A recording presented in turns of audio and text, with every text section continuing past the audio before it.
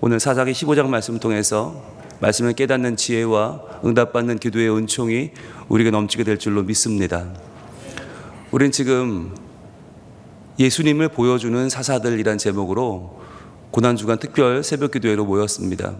오늘은 그 5번째 날입니다. 사사기는 참으로 슬픈 책입니다. 분명히 하나님 살아계시는데 사람들은 하나님을 신뢰하지 않습니다. 각자의 방법으로 내 살 길만을 찾습니다. 그 슬픈 모습이 예수님 시대에도 그대로 반복되고 있습니다. 그래서 우리가 사사기를 읽으면 예수님 당시가 보이고 예수님의 아픔이 보이고 예수님의 눈물이 보여요. 근데 정말 아픈 것은 그게 지금도 똑같다는 거예요. 우리가 사사기를 읽으면서 어떻게 사람이 이럴 수 있어? 어떻게 세상이 이럴 수 있어? 라고 말하지만 예수님의 시대도 지금의 시대도 똑같아요. 그래서 우리는 이 본문을 읽으면서 우리 자신을 한번 돌아보기를 원합니다. 그래서 정말 나는 어떤 사람인가? 정말 나라는 존재는 어떤 사람인가? 내가 믿는 예수님은 내게 어떤 존재인가? 다시 한번 돌아보기를 원합니다. 오늘 이 사사기 15장은 우리가 시즌1에 잘 배웠는데요. 삼손이 블레셋 여인을 만나 결혼한 이유가 어제 뭐라고 했어요? 바로 틈을 봐서 블레셋을 치려고 라고 했습니다. 40년의 압제를 당하고 나니까 여러분 모든 사람들이 쇠뇌가 되어버렸어요. 우린 블레셋을 이길 수 없다. 우린 여기서 이렇게 끝날 것이다. 우린 이렇게 망하고 말 것이다. 그렇게 좌절하고 더 이상의 소망을 품지 못할 때 삼손은 어떻게든 틈을 봐서 이 블레셋을 물리치려고 하는 하나님 주신 소망을 놓치지 않은 거예요. 그렇게 해서 바로 15장 앞부분에는 어떤 이야기가 나오냐면 자기 결혼식을 끝낸 아내를 만나러 갔는데 장인이 아내를 못 만나게 하는 거예요. 그래서 무슨 일이냐 그랬더니 야, 너 우리 딸 싫어하는 줄 알고 다른 남자에게 줘버렸어. 말이 안 되는 얘기죠. 그것을 빌미로 삼손이 그 유명한 여우 300마리를 잡아서 꼬리를 2마리씩 묶고 불을 붙여버려요. 그리고 밭을 풀어버리니까 그때 온통 불이 나서 모든 밭에 곡식이 타버립니다. 이게 뭐죠? 이 블레셋의 군량미를 다 날려버린 거예요, 삼손이. 자, 그러자 블레셋 사람들이 이 일을 보고 화가 쫓아왔는데 삼손이 그들을 다 죽여버립니다. 자, 이 일이 벌어진 뒤에 일이 바로 오늘 9절입니다. 9절 말씀 같이 읽겠습니다. 시작. 이에 블레셋 사람들이 올라와 유다의 진을 치고 레이에 가득한지라 그랬어요. 자, 블레셋 사람들이 유다에 올라왔다, 유다의 진을 쳤다. 이 말은 유다 지파를 말합니다.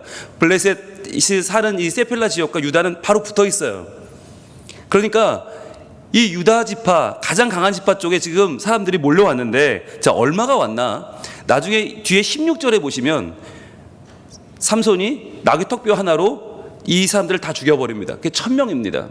1000명이나 되는 사람들이 몰려왔어요. 그러니까 유다 지파 사람들이 이걸 보고 겁에 질린 거예요. 야, 이거 무슨 일이냐? 그래서 10절입니다. 유다 사람들이 이르되 너희가 어찌하여 올라와 우리를 치느냐? 또 무슨 일이냐? 또 우리를 뭘로 괴롭히는 거냐? 이제는 노이로제가 생겼어요. 블레셋 사람만 봐도 유다 사람들이 너무너무 힘든 거예요.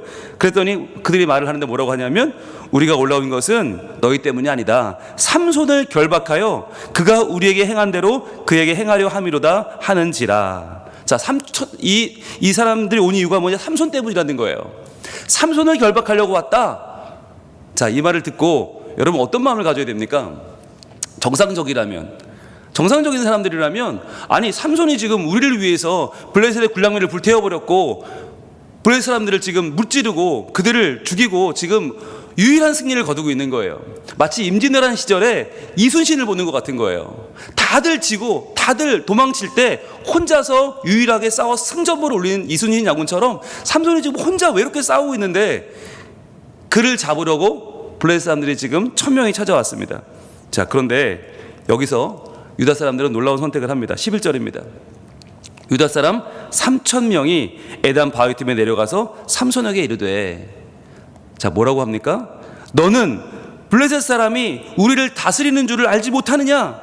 네가 어찌하여 우리에게 이같이 행하였느냐 하니, 도리어 삼손을 나무라고 삼손을 지금 저주하면서 그에게 모든 탓을 돌리고 있습니다. 여러분 놀라운 건 동그라미 한번 해보실래요? 유다가 몇 명이죠? 3,000명입니다. 여기서 유다 사람이란 말은 유다 지파란 말인데, 여러분 유다 지파는 가장 용맹한 지파죠. 가장 용맹한 이산지를 내게 주소서 갈렙의 지파 유다가 3,000명이 지금 삼손에게 몰려간 거예요. 왜요? 삼손에게 따지려고. 바로 위에서 뭐라고 했어요? 블레셋 사람들이 우리 삼손을 결박하러 왔다 그랬더니 그 결박해주러 유다 사람 3,000명이 몰려갔어요. 여러분 그런데 참 재밌는 건 블레셋 사람이 몇 명이 찾아왔다고 그랬어요? 아까 1,000명입니다. 근데 유다 사람은 3,000명입니다. 3,000명이면 1,000명을 물리치고도 남는 숫자 아닙니까? 근데 그 3,000명이 1,000명과 맞서 싸운 게 아니라 도리어 그 3,000명이 삼손 한 명에게 가서 너 왜 그랬냐? 너 지금 블레셋이 우리를 다스리는 걸 알지 못하냐? 우리를 다스리는 블레셋님들 심기 불편하게 왜 그랬냐? 라고 하면서 삼손을 지금 겁박하고 있는 것이에요. 여러분 여기서 말하는 다스리는 줄을 한번 밑줄을 그어보세요. 다스린다. 여기 다스린다는 말이 굉장히 중요한 말인데, 이 다스린다는 말이 뭐냐면 바로 마수알이라는 단어거든요. 근데 마수알에서 뭐가 나왔나? 말라크가 나왔어요. 말라크는 왕이죠. 그런데 이 말라크는 단순한 정치적인 통치권을 말할 때 말라크라고 하고, 마수알은 뭐냐? 마수알은 그냥 왕이 아니에요. 자연을 주관하는, 자연과 우주와 모든 인간사를 다 주관하여 다스릴 때 마수알이라는 단어를 씁니다. 여러분 이러한 마수알의 주체는 누구입니까? 하나님이십니다. 오직 우리를 다스리는 분, 우리의 모든 자연과 모든 역사와 모든 우주를 주관하는 분은 한 분, 하나님이에요. 그런데 그 하나님께서 마수알을 허용한 대상이 있어요. 유일한 대상, 그것이 바로 우리들입니다. 하나님의 백성은 누구냐? 온 천지 만물을 다스리라, 생육하고 번성하고 다스리라고 유일하게 말씀해 주신 대상은 바로 아담이었고, 그 아담을 이어가는 하나님 백성이에요. 그런데 그 마수알의 자리, 하나님의 자리를 지금 이 유다 지파 사람들은 누구에게? 블레셋에게 내어주고 있는 것입니다. 블레셋이 지금 우리 하나님인데 너 우리 하나님 건드리면 어떡하냐? 블레셋 사람들은 우리를 다스리는 중이다. 너 몰랐냐? 라고 외치고 있는 거예요. 자, 그러면서 뭐라고 합니까? 12절에 그들이 삼손에게 이르되 우리가 너를 결박하여 블레셋의 사람의 손에 넘겨주려고 내려왔노라 하니. 여러분 여기에 참 슬픈 이야기가 담겨 있죠. 분홍색을 들고 표시해 보세요. 우리가 너를 결박하여 블레셋 사람의 손에 넘겨주려고 왔다. 여러분 어떻게 해야 돼요? 정상적인 사고를 가졌다면 어떻게 해야 돼요? 지금 삼손과 함께 3,000명이나 되는 그 유다 지파 사람들이 블레셋 쳐들어가야 되는 거 아닙니까? 이 블레셋 사람들 어디 감히 우리 사사를, 우리 영웅을 결박해 달래? 말이 돼? 그러면서 이 3,000명이 삼손과 함께 나가서 싸워서 독립을 쟁취해야 되는 거 아닙니까? 여러분 지금 40년의 이 나라를 잃은 서름을 걷고 있는데, 이 40년을 이렇게 힘들었으면 어떤 꿈이 있어야 됩니까? 여러분 적어도 어떤 꿈을 가져야 합니까? 이들의 꿈은 나라를 되찾는 것이 되어야 되지 않습니까? 이들의 꿈은 이 나라를 되찾아 독립을 하는 것이 꿈이 되어야 되는데, 이들의 꿈은 뭐예요? 삼손을 잘 잡아다 갖다 바쳐서 삼손은 죽이고 우리는 사는 거. 그래서 당장 우리가 오늘 피해 입지 않는 거, 그게 이들의 꿈이 되어버린 거예요. 여러분 이것이 과연 우리의 모습은 아닌가 하는 거예요. 여러분 성도들의 꿈은 무엇입니까? 성도의 꿈은 하나님 나라를 회복하는 것입니다. 성도의 꿈은 이 땅이 하나님 나라가 되는 것, 그게 우리 꿈이 되어야 되는데, 우리가 그 꿈을 잃어버리면 어떻게 됩니까? 지금 내 눈앞에 이익, 지금 내 눈앞에 쾌락, 지금 내 눈앞에 유익이 내 전부가 되어버리는 거예요. 얼마든지 삼손을 팔 수 있어요. 얼마든지 우리 사사 팔 수 있어요. 더 나아가서 누구라도 팔 수 있어요. 다 팔고 팔아서 내가 살 수 있다면 나는 괜찮아. 여러분 이것이 하나님 나라를 잃어버린 성도의 모습입니다. 그런데 안타깝게도 지금 이러한 모습을 똑같이 어디서 볼 수 있느냐? 예수님의 모습에서 볼 수 있다고 하는 것이에요. 여러분 요한복음 11장으로 가보겠습니다. 요한복음 11장. 과연 이스라엘을 구원하러 온 사사 삼손에게 대하던 이 유다 지파의 모습은 예수님을 대하는 그 당시 종교 지도자들의 모습에서 어떻게 드러나는가? 요한복음 11장 45절입니다. 요한복음 11장은 그 유명한 나사로가 살아난 장이에요. 예수님께서 나는 부활이요 생명이니 나를 믿는 자는 죽어도 살겠고 무릇 살아서 나를 믿는 자는 영원히 죽지 아니하리라. 그 유명한 장이 요한복음 11장입니다. 자, 45절 시작. 마리아에게 와서 예수께서 하신 일을 본 많은 유대인들이 그를 믿었으나, 자, 이 일이 뭐예요? 바로 마리아의 오빠 나사로가 죽었는데 살아났어요. 예수님이 살리신 거예요. 그 일을 보고 많은 유대인들이 그를 믿었어요. 여러분, 이것이 바로 표적입니다. 예수님을 믿게 되는 것, 예수님이 하나님의 아들임을 보여주는 것은 바로 표적입니다. 근데 이 표적을 보고 46절 그 중에 어떤 자는 바리새인들에게 가서 예수께서 하신 일을 알리니라 그랬어요. 자, 표적을 봤으면 믿어야 되는데 믿는 게 아니라, 야, 저 사람 진짜 하나님의 아들이네? 큰일 났네? 우리 바리새인들 어떡해? 우리 바리새인들 가서 일러야지. 쪼르르 가서 일른 거예요. 자, 일렀더니 47절입니다. 이에 대제사장들과 바리새인들이 공회를 모으고 그랬어요. 여러분, 여기서 대제사장들은 누구냐면 사두개인들이거든요. 사두개인의 최고 우두머리가 대제사장이고 바리새인은 그들과는 전혀 친하지 않아요. 둘은 정말 멀어요. 자, 그런데 그 먼 그들이 공회를 모았습니다. 사내들인 공회를 바로 모았어요. 왜요? 큰일 났다는 거예요. 야, 이거 다 죽게 생겼다. 다 모았어요. 이르되 뭐라고 하니까 이 사람이 많은 표적을 행하니 우리가 어떻게 하겠느냐. 여러분, 여기서 표적 동그라미 해보세요. 많은 표적을 행합니다. 표적이 무엇이라고요? 하나님의 아들을 보여주는 것. 하나님의 아들이 이분이다라고 보여주는 표적을 많이 행해요. 그러면 어떻게 하면 돼요? 믿으면 돼요. 믿으면 되는데, 여러분, 왜 이들이 지금 큰일 났다고 말하고 있죠? 지금까지 예수님이 행하신 표적이 뭐였어요? 첫 번째 표적이 가나오는 잔치에서 물이 포도주 되는 거였고, 그 다음 표적 다 사람들 살리는, 그냥 병 고쳐준 거 아니에요. 질병에도 고쳐주고 때로는 뭐 풍랑 잠지 않게 하고 그 정도였어요. 그러니까 그 정도 표적으로는 문제가 안 됐어요. 그런데 이제 이 나사로가 살아난 표적은, 이건 급이 다른 거예요. 죽은 사람이 살아났다? 이것은 완전하게 하나님의 창조 질서를 다시 회복해 가시는 하나님의 아들이심을 보여주는 정말 역대급 표적이 나타난 거예요. 할렐루야. 여러분, 사람이 죽음이 두렵지 않으면 그때부터 뭐든지 할 수 있어요. 그때부터 새로운 세상이 열리는 거예요. 얼마나 감사한 일이에요. 죽어도 사는데. 그러면 여기서 어떻게 해야 돼요? 예수님을 믿어야 되는 거예요. 아, 예수님 할렐루야, 우리에게 오신 하나님의 아들을 찬양합니다, 이래야 되는데 그들은요, 야, 큰일 났다. 야, 큰일 났다. 야, 헬라인은 지혜를 찾고 우리 유대인은 표적을 찾는데 이제 그 표적을 만족시켜주는 하나님의 아들이 와버렸다. 큰일 났다. 왜? 지금까지는 우리가 웬만큼 종교적인 겉모습만 가지고 그 위선과 가식으로 종교를 씹어 먹었는데, 우리가 종교를 지배했는데, 그런데 이제 어떡하냐? 진짜가 나타났다. 이거 어떡하냐? 라고 이야기를 하고 있는 것이죠. 48절 이어집니다. 만일 그를 이대로 두면 모든 사람이 그를 믿을 것이요. 자, 그대로 두면 모두가 이 사람 믿고 따를 텐데 어떡하냐? 그럼 우리 뭐가 되냐? 라고 하는 거죠. 무서운 사람들이죠. 그리고 로마인들이 와서 우리 땅과 민족을 빼앗아 가리라 하니, 여러분, 여기 한번 분홍색으로 한번 밑줄 쳐보세요. 로마인들이 와서 우리 땅과 민족을 빼앗아 간다? 이게 무슨 말이죠? 지금 벌써 뺏겼잖아요. 벌써 로마의 식민지가 됐잖아요. 그런데 뭘 더 뺏어갑니까? 이게 무슨 얘기죠? 로마는 정책 자체가 자율권을 줘요. 그래서 신앙에 대해서도 자율권을 줍니다. 아무리 식민지지만 이스라엘의 대제사장과 바리새인들에게, 야, 너희 성전 제사는 너희 거니까 그냥 너희가 해.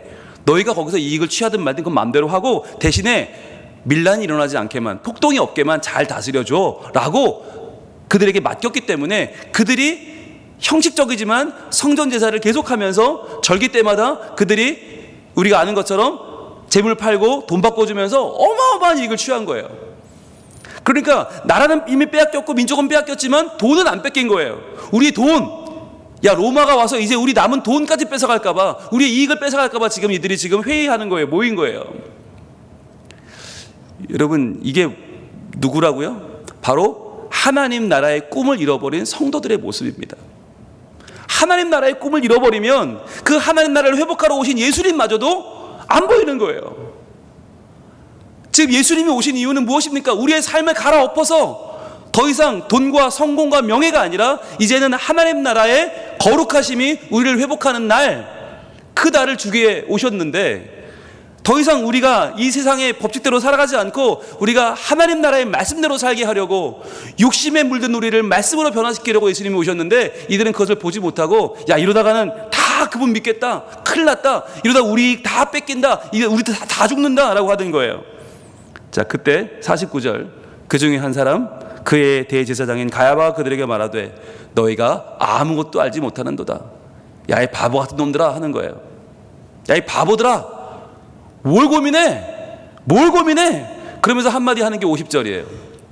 50절, 한 사람이 백성을 위해서 죽어서 온 민족이 망하지 않게 되는 것이 너희에게 유익한 줄을 생각하지 아니하는도다 하였으니. 얼마나 무서운 말입니까? 한 사람이 백성을 위하여 죽어서 온 민족이 망하게 되지 않는 것, 그것이 해결책이다. 한 사람만 죽으면 되잖아 라는 거예요. 한 사람만 죽으면 되잖아. 여러분, 이게 무슨 말이죠? 이게 깡패입니까? 조폭입니까? 야, 죽여버려 라고 하는 거예요. 예수가 문제야? 죽이면 되잖아. 야, 문제를 없애는 게 제일 좋은 해결책이야. 죽여 라고 하는 거죠. 누가 이런 말을 했어요? 대제사장 가야바. 이 당시 가장 종교적이고 가장 신앙이 뛰어나다고 하는 대제사장이 뭐라고 해요? 죽여버려 라고 하는 거예요. 죽이면 다 사는데, 한 사람만 죽으면 다 사는데 그걸 왜 못해? 야, 죽여 라고 하는 거예요. 여러분, 그런데 이 무서운 말, 마치 아까 유다 지파 3,000명이 올라가서 삼손에게 야, 너만 바치면 우리 살려준대. 그러니까 우리 너 잡으러 왔거든. 조용히 잡혀서 끌려가자. 야, 조용히 가면 너만 죽으면 되니까 그냥 가자 라고 했던 그 유다 지파 사람들의 그 철저한 이기주의, 철저한 세속주의가 지금 이 예수님의 시대에 똑같이 반복되고 있어요. 너무너무 슬픈 일이에요. 그런데 여러분, 여기서 성경이 끝났다면 우리는 어떻게 살아야 됩니까? 아, 소망은 없구나 하면 돼요.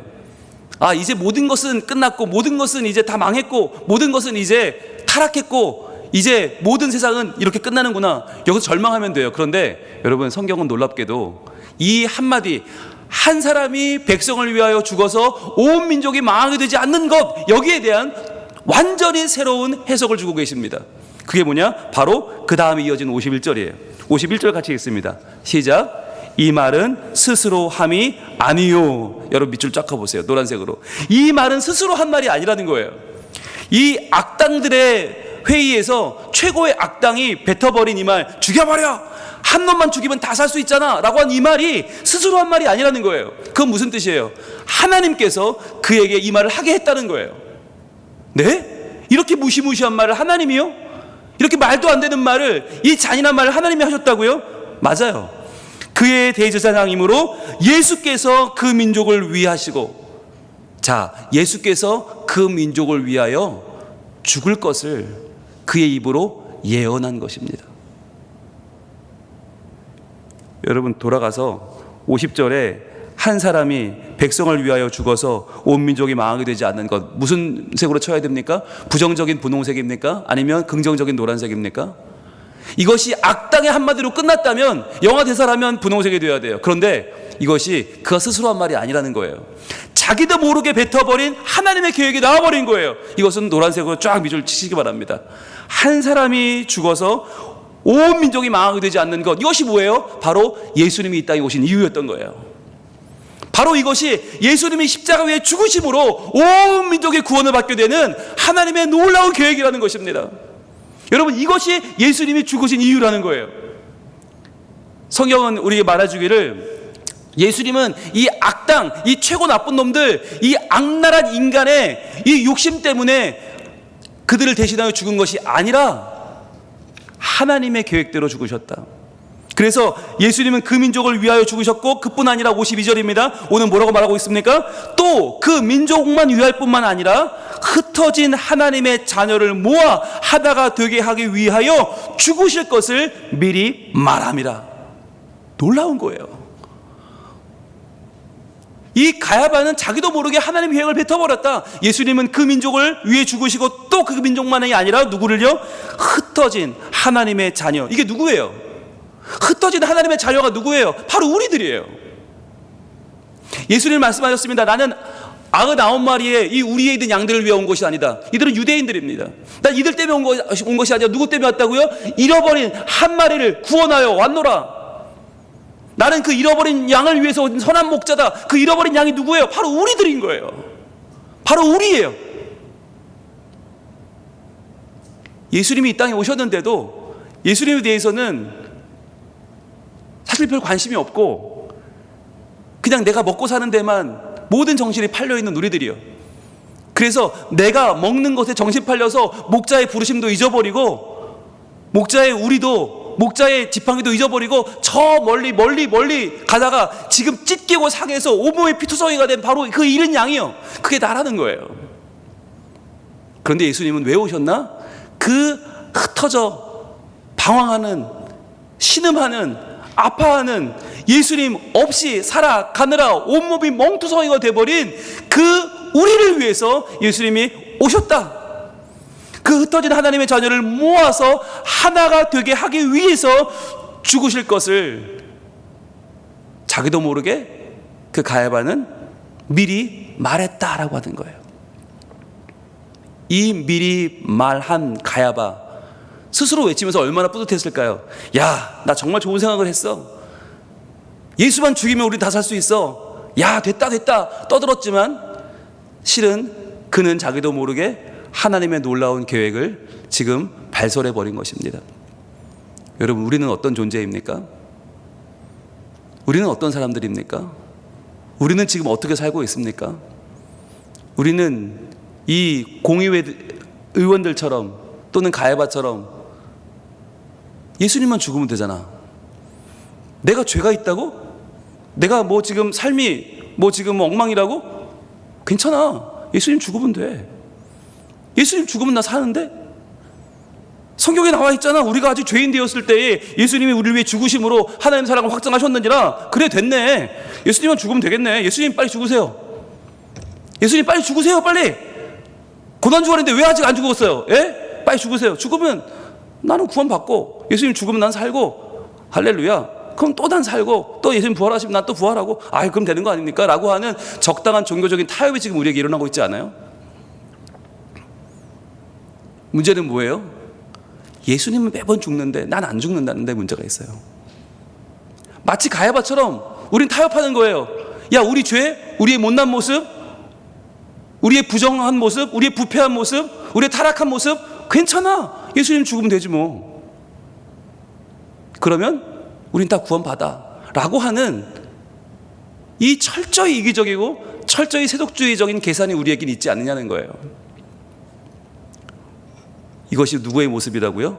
바로 하나님 나라의 꿈을 잃어버린 성도의 모습이라는 것입니다. 오늘 우리는 이 고난주간의 성금요일을 맞이하면서 예수님의 죽음의 의미를 다시 한번 깨닫기를 원합니다. 예수님은 그냥 단순히 내 죄를 위해서, 내 죄를 씻어주기 위해서 그렇게 십자가에 죽으신 게 아니었어요. 예수님의 죽음은 무엇입니까? 바로 흩어져 버린 우리들이, 믿음 없이 흩어져서 내 욕심과 쾌락을 위해 살고 있는 우리들이 하나님 안에 다시 하나가 되라고, 하나가 되어서 그 흩어진 하나님의 사람들이 모여서 하나님 나라를 이루고 하나님 영광을 이루고 하나님의 거룩하심을 회복하라고. 이제는 더 이상 지금 살던 대로 살지 말고 이제는 다시 하나님 나라를 이루며 거룩한 하나님의 백성으로 살아가라고 예수님은 우리가 하나 되기 위해서 이 십자가를 지셨다는 것입니다. 그래서 더 이상 이제 고난중하는 우리에게 예수님 죽으셨대 눈물 한번 흘리고 그리고 일주일 만에 눈물을 씻어버리는 이때가 아니라 우리의 고민이 시작되어야 되는 거예요. 하나님 어떻게 살아야 됩니까? 날 위해서 예수님 죽으신 이유가 내가 하나님의 백성으로 다시 한번 돌아와 하나님 품에서 그 거룩하심을 회복하는 그 나라를 이루는 것인데, 주님 어떻게 살아야 합니까? 3,000명이나 되는 유다 지파 사람들이 삼손과 함께 싸울 생각을 하지 않고 삼손을 내어주고 내가 별일 없이 사는 것이 그 꿈이었을 때 사사시대가 찾아왔잖아요. 예수님 한 명, 그분 하나님의 아들 그 한 명을 내어주고 그분을 죽이고 우리가 살면 되잖아 라고 하는 그 이기적인 시대에 예수님은 죽으셨어요. 그렇다면 이제 우리는 어떻게 해야 됩니까?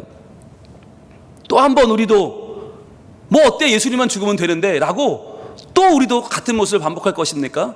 아니면 하나님의 아들로 오신 그 예수님 그리스도를 우리가 중심으로 뭉쳐서 그분과 하나 되어서 우리가 작은 예수가 되어서 내 삶을 거룩하게 바꿔가고 내가 하나님의 잃어버린 사람들을 이제 다시 모아 무너진 하나님의 나라를 수축하는 하나님의 거룩한 백성으로 살아야 되겠습니까? 이 시간 우리가 같이 기도하길 원합니다.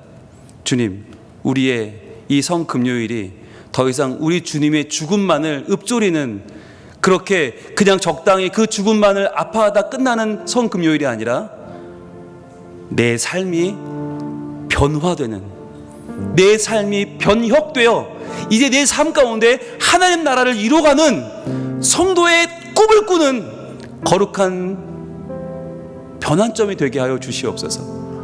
더 이상 내가 묵인하며 살던 나의 죄와 연약함을 이제는 완전히 씻어버리고 이제는 내가 성결하고 거룩한 하나님 백성으로 변화되는 시간이 되게 하여 주시옵소서.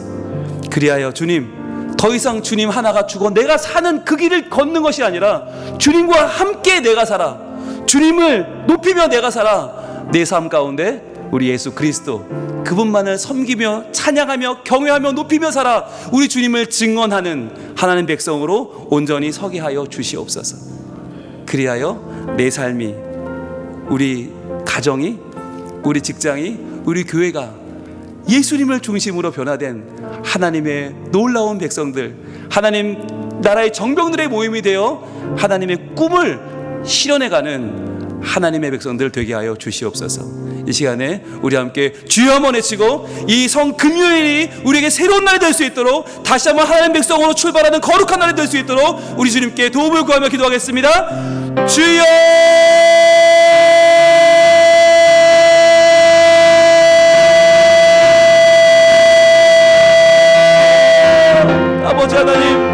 아버지 하나님, 과연 우리는 어떠한 모습으로 살고 있습니까? 과연 삼손 때처럼, 예수님 때처럼 그냥 한 명이 죽으면 되잖아, 그냥 한 명이 죽으면 다 끝나는 거 아니야?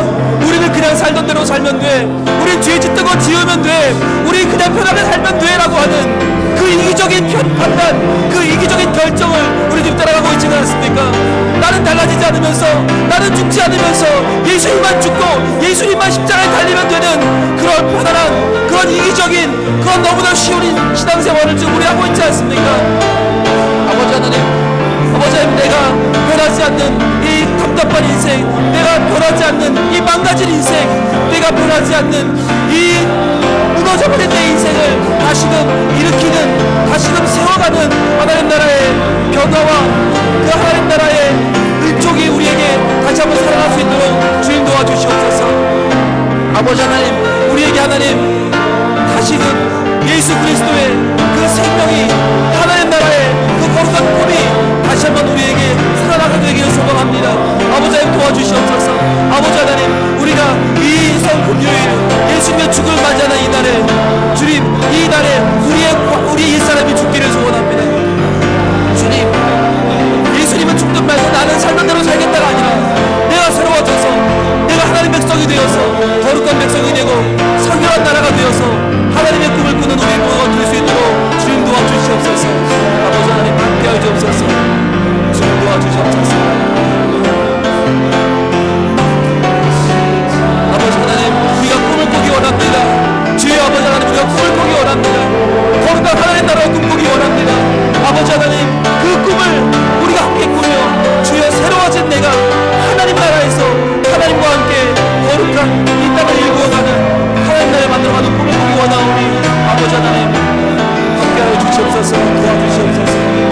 인도하여 주시옵소서.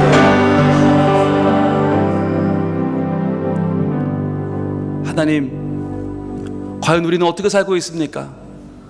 우리는 어떻게 이 예수님의 죽음을 맞이하고 있습니까? 예수님만 죽으면 되잖아. 나야 살던 대로 살면 어때? 죄 짓던 대로, 게으르고 음란한 대로 살면 어때? 누굴 섬기면 어때?